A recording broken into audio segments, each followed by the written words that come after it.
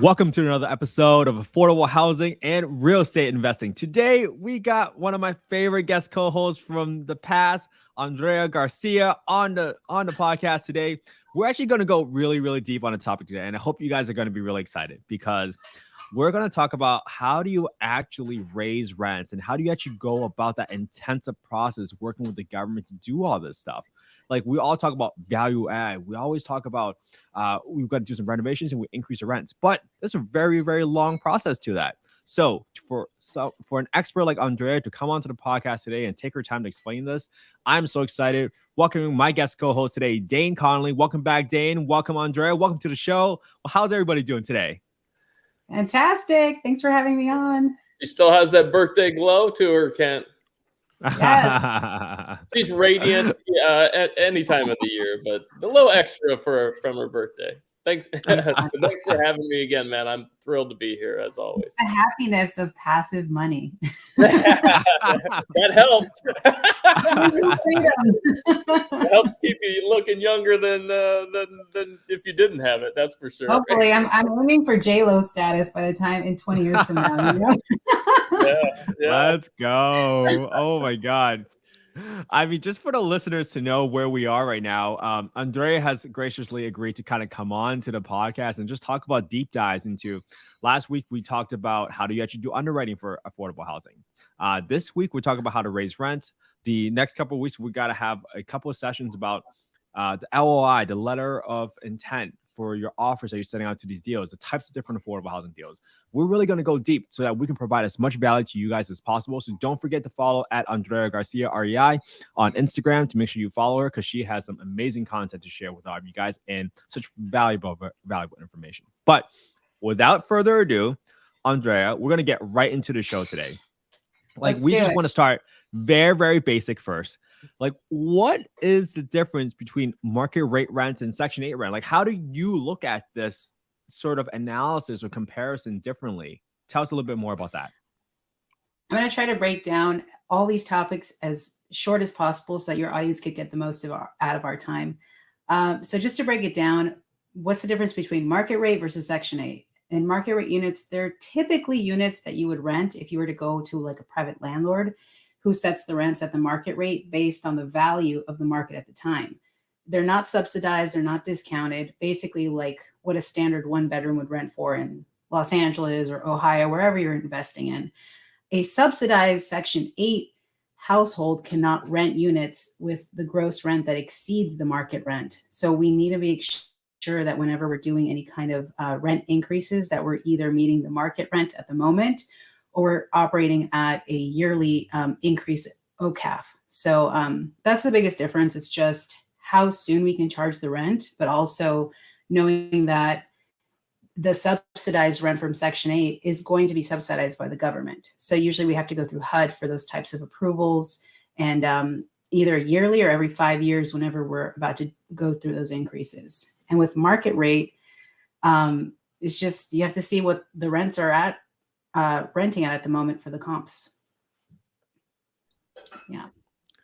Yeah, very cool. So is there I guess once you have a property, in my case, how soon if I have a Section 8 tenant, how soon can I bring those rates up? Is that an annual thing or you mentioned every 5 years? How exactly does that work, and kind of give a glimpse into that?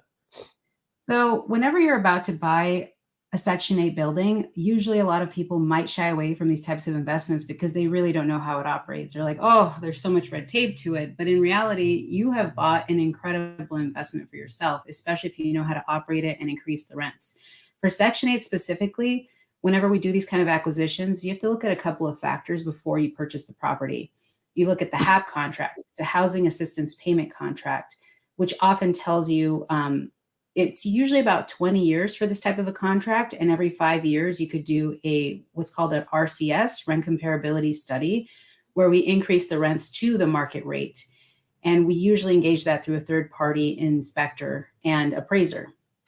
And then we also have to look at the rent schedule. The rent schedule is essentially like a template that every year we have to generate for the property. It's a rent schedule and an OCAF increase. So the rent schedule will tell you what the 1 bedroom, 2 bedrooms, 3 bedrooms, what they're all renting for, and then what the utility allowances will be.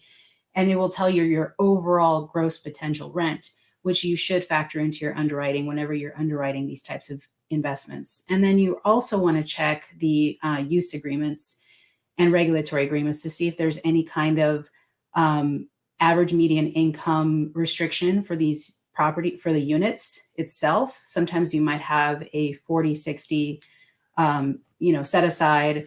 There's different set asides, especially if it's a tax credit type of a property, to see, okay, if I can't charge, if I can charge only maximum, let's say 80% AMI for 40% of the units, you have to consider those as well whenever you're doing underwriting and about to acquire them. So just to summarize, if you're about to buy a Section 8 property, you want to know how soon you can increase the rents. We want to check the HAP contract, Housing Assistance Payment Contract, how often we can increase the rents, and understand the rent schedule and any other use agreements or regulatory agreements that are in place.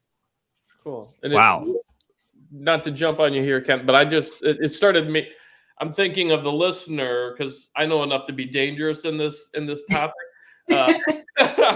What if I'm a listener, because you hit the nail on the head. So many people see or hear Section 8 and I don't want to deal with that for one reason or another. Usually it's they don't understand how it works out and how it compares to an open market.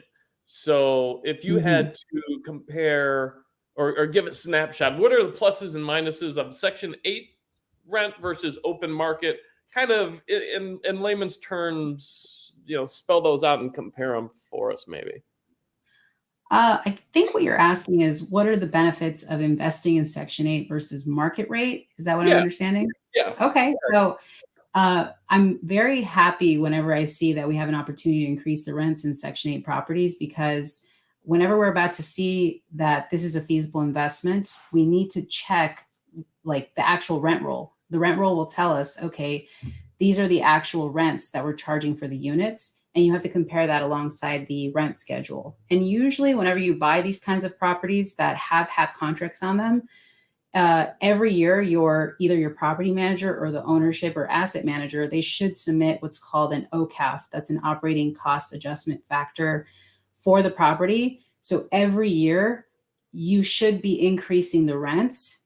I think the maximum increase I've seen was like 5%, but it's usually between a 1 to 5% increase in rents overall year to year. I haven't seen an OCAF where the rents actually go down. So the OCAF is a really good way for you guys to do that type of an increase year to year, and you would have somebody to submit that to HUD. And that would usually include a debt service coverage analysis. You would submit an amortization schedule to HUD. And then from there, there's an actual calculation on how to do it online, but it should be easy enough for anybody who's managing your property to be able to submit that for you guys. That's why I really want to find these kinds of investments, because with market rates properties, I would say that we're forced in a way to deal with the market. Right now, the market is pricing out so many people. I mean, a 1 bedroom in Los Angeles right now I've seen is going for over $3,000 sometimes. It depends on the area. So what's great about Section 8 is that that tenant who has that Section 8 voucher, they don't have to pay that $3,000 if they're going to go to a Section 8, to a property and give them the voucher. They're going to say, hey, I can only pay maximum 30% of my income to this property. And then HUD is supposed to fund the balance of that, of what they cannot pay. So let's say if their income per year, let's say is, let me actually do a calculation here. If it's $20,000 a year and you divide that by 12, they can maximally make $1,660 a month. So that's not going to cover a $3,000 a month rent. The average amount of rent that people can pay is usually about 25%. I would say 25 to 30% of their income. So they're obviously not going to qualify for that. That's one of the benefits of working with these Section 8 properties, is because the government will fund the balance of those units of the rent for those units. And then, is it safe to say that that's guaranteed rent for the landlord the landlord or the owner of the property? It's guaranteed rent as long as the tenant also pays on time. Sure. So there's no guarantees in life, but that's why I feel like it's better to invest in Section 8 properties, because let's say if we buy a property and we have a tenant that's trying to pay monthly, and they can't afford it, the government will help them out. So we do get that check. We do get that balance from the government to cover the tenant's rent. But if it's a market rate deal and the tenant lost their job, we're going through COVID, we're going through all these issues, we're not going to see rent payments for maybe 6 months sometimes, So with Section 8, at least we know that the government will provide funding, at least covering the rent and paying for our investors in that way. And I think this is such a good, again, another point to hammer home for the listeners. Like, yes, the government does guarantee their portion of the rent, but a tenant still has to pay their portion, right? And obviously that depends on the income that they're making. So maybe they lose a job and the government might step in, but vice versa, if they get a big pay raise, they also have to pay a proportional amount of that increase in pay that they are now getting from their jobs or whatever the income source may be.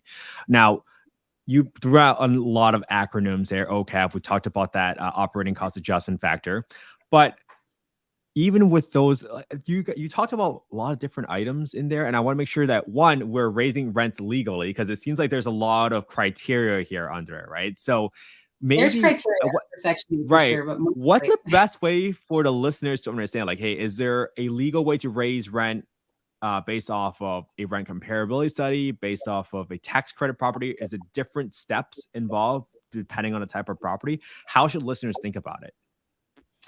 Let me start with the most basic one. If listeners want to make it very understandable, if you want to increase the rents on a market rate property, where it's just a standard, let's say $3,000 for 1 bedroom all across the board, that's what we're renting.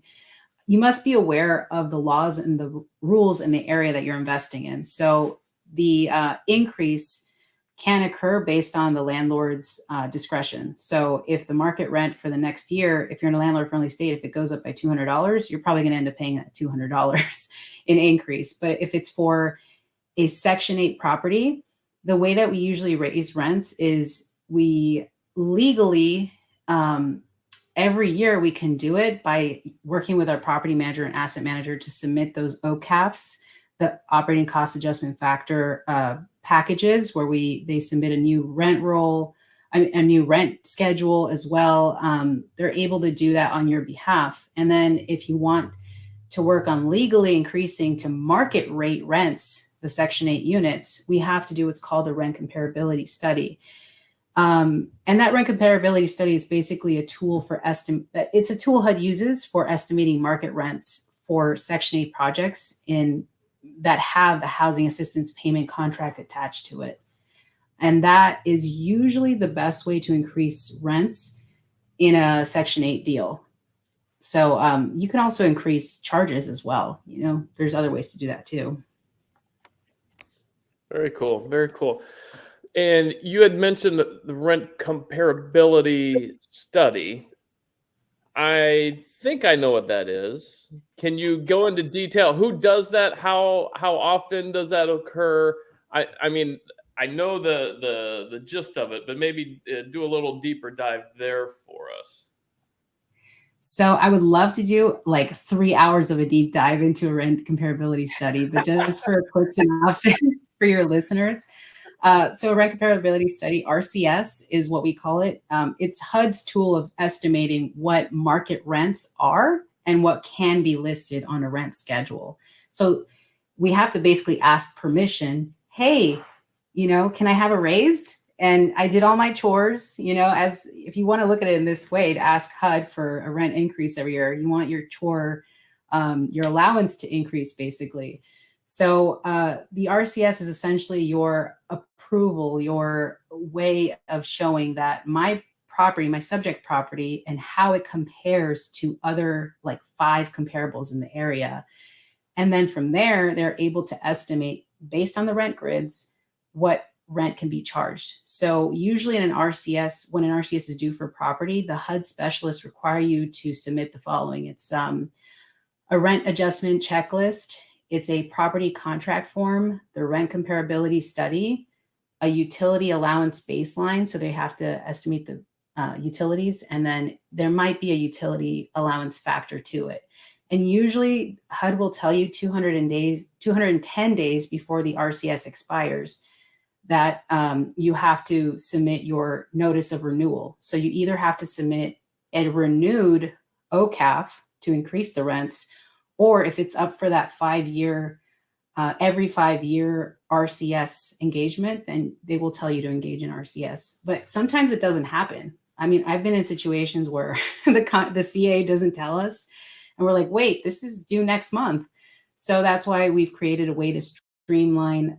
I've all of the contracts in a file, and I had to review every single HAP contract we have on file. So you have to look at the preliminary date that we were able to engage that the HAP contract. So let's say if the property you just bought, I actually put in an example here. If the property you just bought, it has a Section 8 contract on it, and the effective date when you're able to get that contract for Section 8 vouchers involved, if that was engaged in July 1st of 2018, 5 years after that, you have the upcoming 5-year adjustment date due, which is this year, 2023 of July 1st. But if the RCS is due in July, so the RCS is due to HUD in July, you have to submit the final RCS 120 days before that date, meaning by March, I should be submitting the RCS. So, and engaging the RCS, the rent comparability study, with like an appraiser. I work with a couple of them. There's a lot of them out there. There's like Gill Group, Starmark. There's tons of them. But if you want to engage these RCSs, you should begin 90 days before that March date I told you about. So I should have, you have to look at it as if it's due and it's going to be renewed in July, I should have engaged it back in December of 2022. Okay. Basically 6 months ahead of time. Yeah. So for the listener, if this can get confusing, you can get in the weeds on this. For somebody who's like me, a creative, my brother Jared is more of like an integrator, very detailed. I wish he would have been here because he would have been right on this. Having having a property manager that knows the ins and outs of this will help tremendously. I would assume, and then working alongside with you to, like I told you a couple podcasts ago, I just walked into our Section 8 office and said, "Okay, how the heck does this work? I want to help you, but you gotta show me the ABCs," and they did, and it became very clear. It can be intimidating, but once you're in it, it's just like anything else. Once you're in it, you pick up on you pick up on the details and you put your systems in place. And if you have a very good property manager or business partner that is familiar with the ins and outs, it becomes second nature almost. I agree with you. I mean, with market rate and Section 8 properties, you can increase the rents every single year, but the difference is the process. With a market rate property, if you're going to increase the rents, if you're going to increase it year by year, you could do that, but you could also increase the rents a lot more whenever you see the next lease update for that tenant. And if you're in a landlord-friendly state as well, you can probably increase it a ton more. But if it's a Section 8 property, there's specific rules to go by in order to increase the rents legally. And that usually would include the yearly OCAF, a renewed rent schedule. You could also see when the next due date is coming up to see if you can do a rent comparability study. So whenever you're if you're seeing a new deal come through your desk, like an offering memorandum from a broker, they will say for a Section 8 property, what date is the next, when was the last RCS completed? Right. Or they will tell you when the HAP contract went into effect. So that in your mind, you're thinking, okay, if it went into effect in 2018, I have an opportunity to increase the rents this year to market rate. And that's amazing, especially right now with the rental market. Oh, you will make your investors so much happier with understanding that you're focusing on increasing the, increasing the profits for the property. And maybe I'll implement this now. This is a listen up moment for everybody that's listening. Like, this is where the opportunity is. We've seen tremendous amount of rent appreciation over this year. And now with these contracts for the HAP contracts, because they're on a 5-year timeline, those properties that are coming up, this might be the biggest opportunity for you to get a huge increase to market rent. But maybe let's break it down to be more simple, because I want to make sure the audience understands the summary of this, right? OCAF, you can get this, you can do this every year, right, Andrea? Every year. Yes, exactly. every year. So every year you can do the OCAF, but every 5 years you might do a RCS because of the HAP contract. Now, why? Right. Like, would you do the OCAF at the same year as the RCS, one or the other, or would you not do the OCAF the year? Okay, got it. No. So projects requiring a new RCS for the annual rent adjustment are not eligible for the OCAF. Usually because they will not want to, HUD does not want to see an increase for the property twice in 1 year. So let's say if you try to submit for an OCAF, they'll see, okay, the rents went up by 5% or 2%. But if you see an actual RCS submitted the same year and the rent goes up by 40%, we've seen the rents go up to over 120%, 200%. But those rents are more favorable. So they would rather not have you submit an OCAF and an RCS in the same year. So I'm telling you, like, I've seen rent increases up to 200%. It's insane the increases we're able to increase it at, but the tenants are not affected. All we have to do is let the tenants know, hey, the rent will go up for these Section 8 properties, but the amount you're paying does not change. It's not affected. What is affected is how much money we're getting back from the government in order to support the rents and cover what rent you can't pay. Right. And that's as a property owner. I just spoke with one of my mentors earlier today on this. You know, when we look at a property, whether it's Section 8 or not, and every broker puts the same thing in there. Excellent opportunity to raise rents $200 a month. And like I said last week, it ain't that easy. It's not, because you raise somebody's rent $200 from $800 to $1,000. They get pissed off and then they bounce. And now I've got a vacant unit that I need to turn. I need to fill. It may be empty for a week. It may be empty for 2 months. You never know. So that's revenue lost on top of everything else. So the fact that you don't need to worry about that in these situations, it's gold. It's literally just like on a money switch, where you get that increase and you don't have to worry about your vacancy going up, having to turn the unit, things like that. Obviously, I'm sure, when those go up, does Section 8 and anybody come in and re-inspect the unit or anything like that? Is anything triggered with a rent increase maybe? Well, anytime you're about to do a rent comparability study, usually what the RCS appraiser does is they provide you with a set of rent grids, and they usually have 5 comparables on there. So you can actually work legally with your third-party appraiser to look at these comps, and it will give you grids. It will basically tell you what is the year built, the condition, the neighborhood it's in. You will get what are called credits or debits on those. Like it's just like running any comps to any kind of what they call an agent or appraiser. They'll say, okay, this unit does not have stainless steel appliances or granite countertops, so I guess we have to deduct that from, or give a credit to our subject property for that particular reason, because the other comp does not have that. So with the RCS, it usually will require an inspection right after you finalize the rent grids. So once you're happy with the rent grids, sometimes you can even recommend to these RCS appraisers, hey, comp number 3 and 5 are bringing down the rents, and it doesn't look like, and they're 17 miles away. We want this. Can you look to see if this property might be more feasible? So you can actually recommend comps to these RCS appraisers, and it is their duty to justify the rents, and they have to work with you. Like, if you work with somebody, an RCS appraiser that doesn't want to have any of your feedback, don't work with them. Like, this is your responsibility as an investor, as a Section 8 investor, to be able to increase and optimize the rents as much as you can.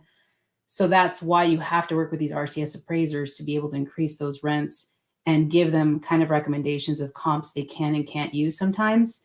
And they will, after those grids are finalized, they will engage in inspection. They usually inspect maybe one of each bedroom type in the common areas and the electrical rooms. So they just want to inspect it just for assurance purposes that what they listed on the report is actually what's stated on there. Okay. Well, so they're not going through each unit then. That was my question, is like, oh my gosh, No. if you have a 50 unit property, wow. Okay. Well, that's good to know. It's one of each bedroom type. Yeah. Okay. Usually one to two of each bedroom type. And you have to, with Section 8 tenants, you have to provide them with a 24 or 48-hour notice, depending on the state. I think nowadays 48 hours, but it just depends on how flexible your property management team is and the tenants are. I guess like when you just mentioned that you can pick one of each bedroom type, right? Because we all know about you got to do value add, you got to renovate the property to justify the new increased rents. Do you show the RCS third party appraiser like, hey, here's how many units that we have not renovated yet, and here's how many properties we have renovated, and they'll see one of each? Like, does that type of conversation happen with the RCS appraiser? It does. Yeah, Okay. you can absolutely direct the inspector to be able to check out to see if there's been any renovated units, non-renovated units, any down units. They usually always want to see those, if there was a fire or whatever there was, and then they want to see any vacant units. But like I said, usually they're very flexible, one of each bedroom type or two of each bedroom type. And they will be able to go out there and just give their assessment, and then they will come back and just finalize a report that they're producing for you. I will say, however, that if you are a Section 8 investor and you're looking to buy an apartment and do value add, what's great about the RCS is that you can actually do what's called a Chapter 15 markup to market. So it doesn't matter if it's within the third year or the second year of your next 5-year RCS. You can actually increase the rents at any time of a property as long as you're able to justify it with a full-scale renovation. So the Chapter 15 comes alongside with an increase in rent. So if you're planning to do any kind of full-scale renovation, let's say it's $10,000 to $20,000 a unit, how much is your cost? You're able to submit that markup to market package, that's Chapter 15, and you can engage in RCS and submit that RCS to say, this is what my as-is rent will be and what my as-rehab rent will be. Because you have to work in synchronicity with the RCS to see what the scope of the renovations will be. So if your team is planning to install stainless steel appliances, granite countertops, you actually have to factor that into the RCS you're going to submit to HUD, along with the whole package of your team. There's an entire package requirement for a Chapter 15 market to market for a full-scale rehab.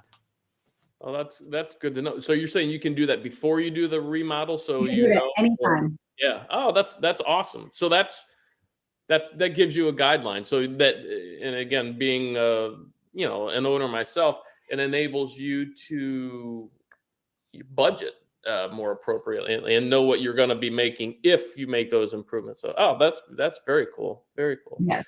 I just want all investors to understand, like, because we're adding so much value in the lives of these low income tenants by doing a full scale renovation, we have the opportunity to engage these Chapter 15 markup to markets, but we need to do it in the right way. We have to submit a full package to justify to HUD, we are doing this for a good cause. We want to increase the rents because we're adding all this value to the property. So you have to have your budgets ready. You have to have a tenant relocation plan ready. There also has to be third-party reports conducted, such as a property condition report, a phase 1 environmental. There's a few stipulations that you're going to face from HUD, like requirement-wise, especially if it's going to be a tax credit full-scale renovation. Those are way more in depth, but it's very simple if you work with somebody like me or like Dane to be able to answer, any of these questions when it comes to seeing how can I make money from this? What can I anticipate? as long as we follow the rules, we can make money together and improve the lives of other people. And I think that's so cool because people need to understand, like, hey, they might have heard the annual thing with the OCAF. They might have heard the 5-year RCS study, but then now you also had this markup to market thing that you can do, assuming you're doing a big enough of a renovation that you're not necessarily stuck. Some people might say, I'm buying this property and I got to wait 4 years before I do it, but not necessarily, right? If Not you're doing a full scale necessarily. renovation. Okay, And I got should it. also mention there is a budget-based rent increase, which you can do as well. So there's budget-based rent increases that you can do for a property if it's not a full-scale renovation. So let's say let's recap. If we're going to increase the rents legally for a Section 8 property, we would do it, like I said, through OCAF, operating cost adjustment factor, the 5-year RCS, which you could do every 5 years. You could submit a Chapter 15 markup to market, which is when you do a full-scale renovation and in congruence with a rent increase. And then you can also do what's called a budget-based rent increase. So you have to be able to work with your accounting team and work with the worksheets that HUD provides you to submit a budget-based rent increase, because sometimes the HAP contracts will not allow a 5-year RCS because they're what's called a Mark II market HAP contract. So with Mark II market HAP contracts, usually all you could do is submit a budget-based rent increase based on the operating expenses and the debt service and all these other factors that go into it, because those types of mark-to-market properties don't qualify for a 5-year RCS. And maybe this is a good question because we have some questions from the listeners right now, actually, that are watching us live. And this is I'm gonna ask the stadium. She's I know the stadium. I love it. She's attracting a crowd. But maybe this is how I can better ask it, right? Because like, let's say you have a multifamily property already. Like, how do you actually make it a Section 8 property? Like, do you have to go apply for a HAP contract? Like, let's say you're just buying a big apartment building. You're like, hey, I want to do Section 8. I want to convert this to a affordable housing complex.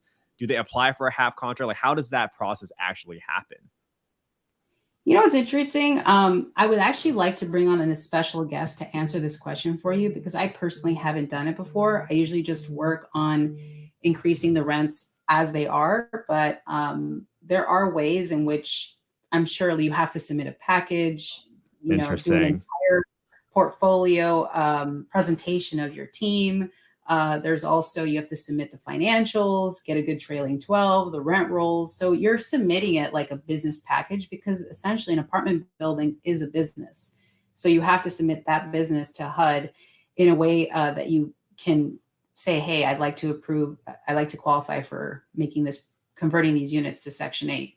You can also convert these units to LIHTC tax credit units. And that's a whole other thing in itself. But it's very important for you to work with someone who's already done it before, and also visit the HUD website to see how you can submit for that. But I will say that if you have a property that has Section 8 units and then you just don't want to deal with the headache, you want to convert them back to market rate units, don't go through that the issue when you want to convert Section 8 back to market rate is that you can never again have those market rate units back to Section 8. So you can't go back. You can convert market rate to Section 8. Ever in the history of the property, or just in my ownership? I think it's just ever in the history of the property, in my understanding, but I could be wrong, because once you convert the market rates, once you convert the Section 8 back to market rate, you can't submit it back to Section 8 again. Wow. Now, you can have a property, let's say, again, 50-unit property that has open market people, and you can accept Section 8 tenants into that property, correct? It does, and this is a stipulation that people don't understand, and I didn't either, when I walked in day one. So if you have 50 units and you have 2 vacancies pop up and you fill those with Section 8 vouchers, you don't need to go through any special accreditation or whatever for your property, correct? You just have to abide by the rules of the voucher and whatnot. Or am I missing something there? You have to abide by the rules of the use agreements and the restrictive agreements. There also might be restrictive covenant agreements that you have to look at. So each property has like a set aside of the maximum rents that can be charged for those properties. So you have to look to see if there's any of those agreements in place. And the thing is when you're looking at these types of properties to invest in, you just have to be aware that there's so many other ways that you can increase the rent or the income of the property. For Section 8, I know that we can increase the rents usually by listing on the rent schedule. You can increase the cable, the fees for cable, the fees for satellite TV. There's additional appliances and additional parking spaces. But if it's utilities, those are already usually listed on the rent schedule. Yeah. You stole my next question. I'm like a kid. You just gave me a lollipop. I want more candy. I'm like, more candy. How do I make more money? How do I make more money? Anything else that we're missing on that end, like ways? And I'm saying this because, and to the listeners, please, from somebody who's been there, done that. This is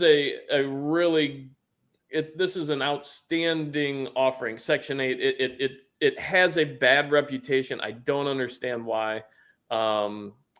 Most of the people, almost all of the people that I've dealt with are like Andrea. They're sweet, they're knowledgeable, they're wanting to help you as the owner. They, like you said earlier, Andrea, like, we want to help you make money. So you talked about parking. I didn't know about that. Obviously, utilities. Is there anything else that an owner could make money on or be reimbursed on, or is that for the most part it in a nutshell? Yeah. Usually, like I said before, the rent schedule will be able to tell you this is the actual rent we're charging. These are the utilities, if there's any utility allowances, but you can also increase income by charging for a cable, satellite TV, any additional appliances like stainless steel appliances or a refrigerator, and then additional parking spaces. And then usually on the rent comparability study, you're going to see other project amenities and unit amenities. So in order to increase the rent for those amenities, you could do that, but you just have to see how you can legally do it, because I know people can charge for like laundry. That's a separate contract you could have with an outside contractor, but you can probably work out an agreement with that laundry vendor to get some of the income. And then you can also charge for storage. There's so many other ways that you can make money, but aside from that, it's different from market rate. It's very different, because you can't really go overstep and gouge the tenant in Section 8 units for way more money than you should, versus what you can do in market rate units. But the drawback with market rate units, like you said, is that maybe this tenant loses their job and I will not get paid on this unit for 6 months or longer. But with Section 8, you will be receiving that government subsidized rent. When COVID hit, about 50% of our units were Section 8. And a lot of my colleagues were freaking out because people weren't paying rents. And Jared and I kind of were able to sit back and breathe and be like, hey, we know that at least 50% of our tenants are paying, and it's guaranteed. I'm like, hey, this is not a bad thing at all. I know. Feeling, right? Where you feel like you can give back to these Section 8 tenants who are low income and then still not gouge them for rent, but also make your investors money, because that check is, from the government's coming in and they're able to cover that part of the rent that a typical market rate tenant might not be able to pay in this economic environment. Yeah, for sure. Well, Andrea, you have shared so many gems again today, and you summarized it almost beautifully with all the different ways that we can increase rent. So I can't thank you enough on behalf of the listeners today. I know we're going to want to have you come back on and do some more deep dives on different types of affordable housing deals. Like we talked about low-income housing tax credit properties today. We definitely need to have a conversation about that. For the listeners today, if you are ever interested in learning more about these different topics that we talked about today, please follow at Andrea Garcia, REI on Instagram. And please subscribe to our YouTube channel at youtube.com/@Kent_he, because we're actually thinking about having Andrea come on and actually walk through our HAP contract, go through an RCS study. So you guys can actually see what does it look and feel like. So you guys From can the ownership actually side. feel from the ownership side. Yes. And girl. Yeah. So you're going to hear it's On just the a ownership ton side, more information. it's so important to understand, coming from the owner, how important that these reports are. You know, I'm an owner of over 1,700 units across the country, and they're all predominantly Section 8. So the only way to really make sure that my investors are taken care of is by being able to optimize the rents, understanding what are the limitations in rent increases, and how we can be able to mitigate or manage the expenses, you know? So I work in underwriting. I love what I do, especially when it comes to renovating a unit and seeing the A-class quality you can provide to a low-income person. You know, it brings tears to their eyes. They love it. But we need to be able to protect the investor whenever we're doing these renovations. And that's, like I mentioned before, Chapter 15 market to market. So there's ways on how we can look after our investors and be able to make money together.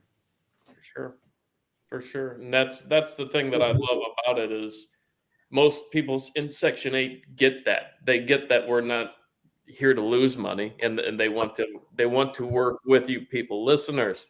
They want to work with you, work with them, and it can be a beautiful partnership for sure. Yes, absolutely. Awesome. Well, we're going to wrap this episode up. This has been just jam-packed episode. So thank you so much again, Andrea, for coming on. We so appreciate your time.